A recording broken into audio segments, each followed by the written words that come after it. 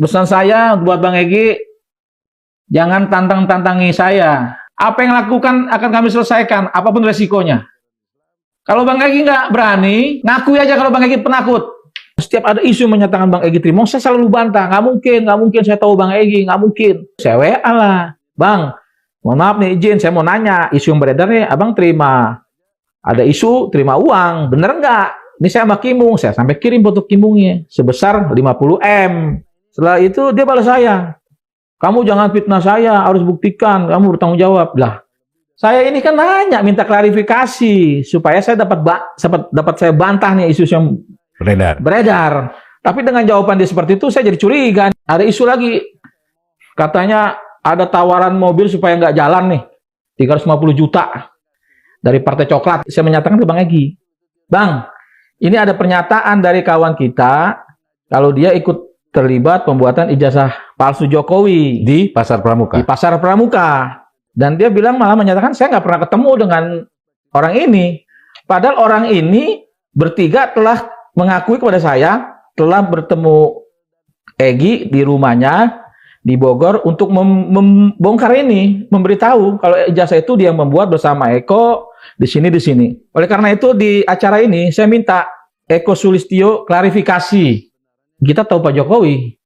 Jokowi ini kan kadang-kadang ngomongnya sen kanan belok kiri, Bang. Bang Egy lu jangan bahas seneng-seneng aja lu. Disikat juga ntar sama Jokowi. Begitu juga Jokowi. Lu jangan enak-enak aja sama Egy. Egy ini ahli lu dalam hal-hal kayak gini. Bisa-bisa juga lu disikat sama Egy. Bang Egy yang ke Solo, lu yang dapat SP3, kenapa ente yang mecat aneh kan gitu.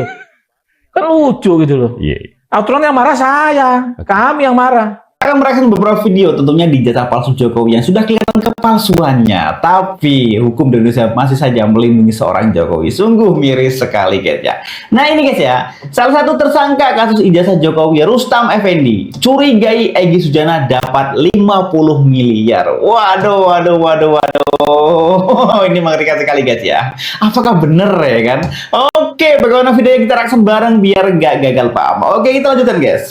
Nah, kenapa ketika sekarang ini udah begitu rame, kita udah siap menghadapi ini, kita yakin kita menang, kita yakin juga ijazah Jokowi palsu, tiba-tiba Bang Egy melakukan RJ ini. Saya jelas kecewa. Dan pakai ngomong lagi, Rosuryo CS, ladap itu kalau emang jago. Wah, CS-nya itu kan ada saya, Bang Egy. Jadi kalau ngomong hati-hati. Kalau penakut, bilang penakut. Nggak usah pakai sosok beginilah.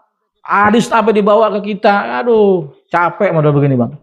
Menurut Bang Rustam, Egy penakut? Penakut lah. Atas dasar apa dia bilang berani kalau begini? Bohong kalau dia ke sana tuh nggak ada sesuatu tuh bohong. Kan kawan-kawan juga, teman-teman Egy juga kan banyak kenal saya juga. Kenal almarhum abang saya. Udah wanti-wanti. Hati-hati kamu dengan Egy. Hati-hati kamu dengan Egy. Tapi saya nggak percaya, Bang. Saya masih meyakini enggak, Bang Egy orang baik kok. Gitu. Sholatnya bagus. Apa yang diomonginya, waduh, selalu Al-Quran gitu kan. Sampai saya selalu bantah nih omongan-omongan senior nih. Wah nggak mungkin, Bang. Nggak mungkin. Belakangan ini terima uang juga saya masih bantah. Kalau bahwasanya Bang Egy terima uang, saya bantah nggak mungkin. Saya tahu, saya bilang begitu kan. Tapi yang lucunya, ketika ini dipecat nih, semua dipecat nih. Wah, TPUA. Ini agak menarik buat saya. Kenapa?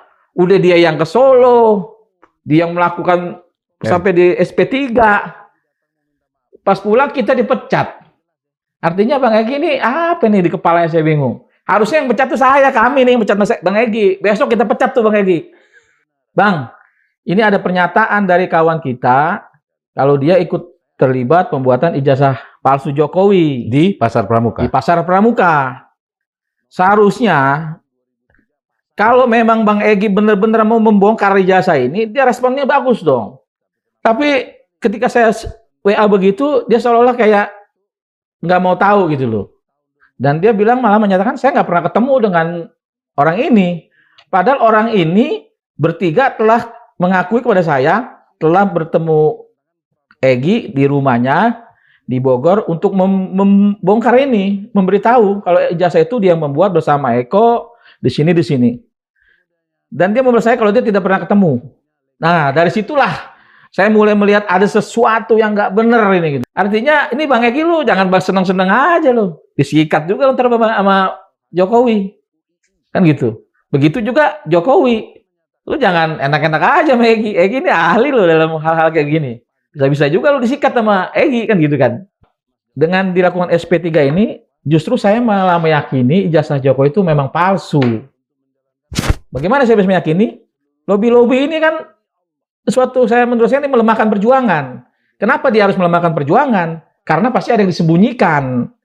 Kan seperti itu, Bang. Dan kami bertiga tambah kompak, tambah solid. Tadi pun di acara Gedung Juang, kami menyatakan bersama Mas Roy Suryo juga, kalau kami akan terus melawan, membongkar ijazah palsu Jokowi, yang saya yakini, ini saya yakini lagi Bang, ijazahnya memang ada yang buat. Bahwa kita bersatu. Husinuddin bakar semangat trio RRT. Penyidik kembali panggil tersangka klaster pertama. Oke, kita dengarkan nih guys ya. Berjuang bersama-sama, betul kan? Kita akan lawan ijazah palsu, betul? Kita akan terus berjuang, betul? Kita akan lawan seluruh kezaliman geng Solo, betul? Bahwa memang proses SP3 itu cacat hukum. Soal SP3, Egy dan Damai kasus ijazah Jokowi, Husinuddin berkata, kendali penyidik Polda Metro tak lagi di atas hukum. Oke, kita dengarkan dari Bang Husinuddin nih guys ya. Kenapa cacat? Ya, karena kalau kita bicara SP3 itu ada syarat objektif dan syarat subjektif. Ya. Syarat objektif diatur di pasal 5 berkaitan dengan tindak pidana apa saja yang bisa di SP3 dengan restoratif justice. Ya. Dan situ tegas dinyatakan kalau tindak pidana itu sampai 5 tahun. Jadi Ya. tidak boleh tindak pidana di atas 5 tahun. Sementara kasus Egy Sujana kan kena 160 KUHP dan 28 ayat 2 Undang-Undang ITE yang ancamannya di atas 5 tahun. Syarat objektifnya tidak terpenuhi. Ya. Jadi syarat subjektif pasal 55 disebutkan 99, mohon maaf, itu disebutkan bahwa ada kesepakatan para pihak, ada permintaan maaf, ada permaafan, dan di situ terjadi pemulihan. Ya. Nah, ternyata keterangan dari kuasa hukum Egy Sujana tidak terjadi itu. Artinya apa? Sebenarnya restoratif justice ini adalah bagian strategi politik Joko Widodo memecah belah kekuatan para pengkritiknya, seolah-olah dengan berhasil ya mengkudeta 2 orang saja begitu, kemudian mampu membungkam yang lainnya, mentalnya jatuh sehingga yang tadinya barang diyakini palsu menjadi asli begitu, sehingga dia mendapatkan kemenangan politik dengan statement asli itu. Dan itu sebenarnya Pertanyaannya sederhana. Kalau memang yakin dengan kebenarannya, kenapa kabur? Kenapa tidak hadapi proses hukum di sini, di negeri sendiri? Lebih ironis lagi, Egy mencoba memelintir fakta. Ia mengklaim bahwa yang dipersoalkan bukan ijazah S1 Jokowi, melainkan ijazah SMA. Padahal, publik masih ingat jelas, justru Egy sendiri yang menggandeng Roy Suryo dan kawan-kawan sebagai ahli untuk memperkuat tuduhan soal ijazah Jokowi. Lalu sekarang, ketika Roy CS dipanggil penyidik, Egy pura-pura tak kenal, seolah-olah dirinya tak pernah terlibat. Ini bukan hanya inkonsistensi, teman-teman, ini pengkhianatan terhadap kelompoknya sendiri. Bukankah ini artinya Egy sudah melempar batu, lalu sembunyi tangan? Lebih tepatnya, lempar masalah, biar Roy Suryo CS yang masuk bui, sementara dirinya kabur menikmati udara bebas di luar negeri. Sekarang mari kita lihat fakta hukum. Kasus ijazah SMA sudah inkraks, sudah diputus pengadilan, Bambang Tri bahkan sudah dipenjara, Gus Nur sudah diberi amnesti. Artinya perkara itu selesai. Jadi, apa lagi yang mau ditunggangi Egy? Kalau dia tetap ngotot, sama saja melawan putusan hukum yang sudah sah.